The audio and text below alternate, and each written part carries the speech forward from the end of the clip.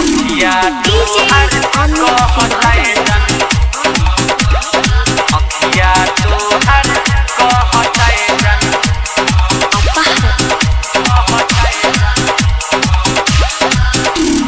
रतिया में तू रोवले बाड़ू अखिया तोहर कहताए जानू अखिया तोहर कहता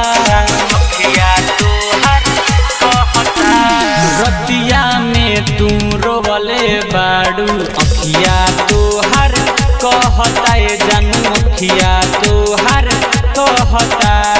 रतिया में तू रोवले बाड़ू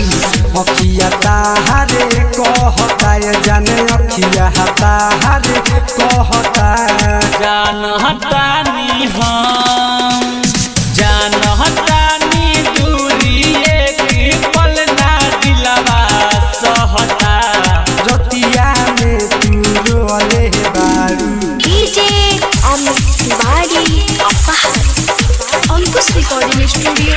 जादूपुर बाजार।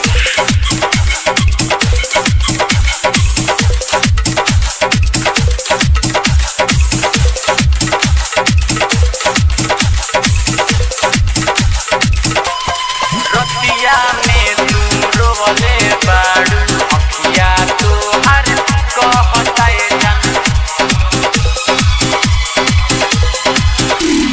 जनों से ज्यादा चाहलू हमके जानी ले जान एही से हम अपन उम्र कइनी तोहपे कुर्बान जनों से ज्यादा चाहेलू हमके जानी रे जान एही से हम अपन उम्र तोहपे कइनी कुर्बान हमरा के तोहरा पास तोहर दिलवा हरदम जो हता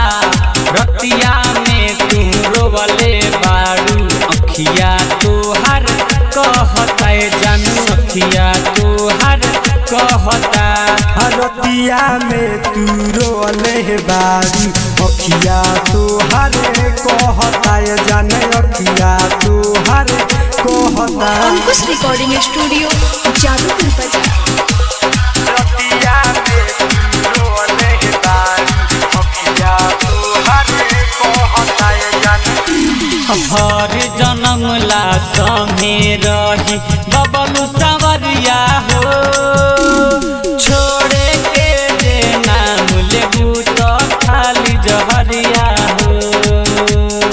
अपुआ सिक लिखले तोहरे नाम उमरिया हो